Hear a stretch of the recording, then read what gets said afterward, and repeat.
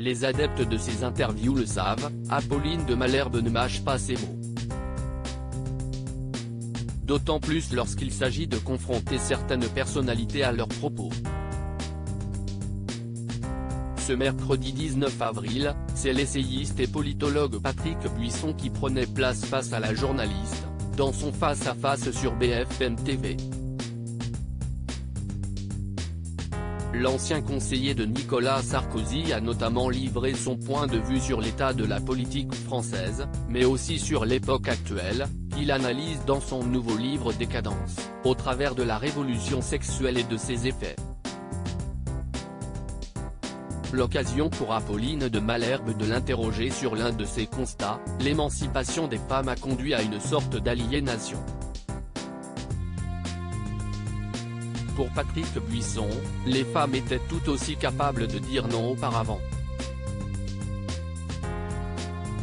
Il estime également que les mouvements féministes actuels contredisent les précédents. Devant l'argumentation de son interlocuteur, centrée sur la critique du féminisme contemporain, Apolline de Malherbe s'est autorisée un commentaire: « Vous avez une obsession des femmes ».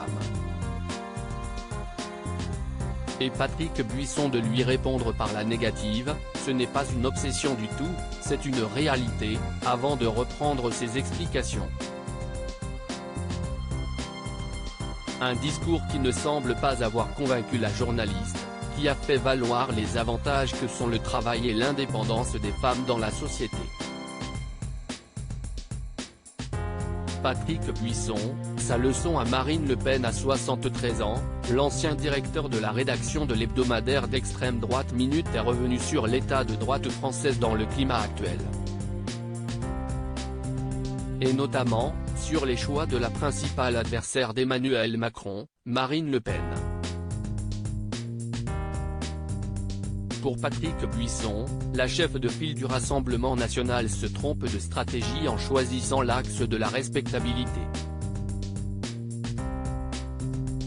Je pense que ce qu'elle appelle la stratégie de la cravate, en référence à la présentation des élus dans l'hémicycle, NDLR, se terminera en nœud coulant. Car le spectacle que donne l'Assemblée risque de susciter une vague d'antiparlementarisme, et l'opinion ne fera pas la différence, a estimé l'homme au centre de l'affaire des écoutes clandestines de Nicolas Sarkozy.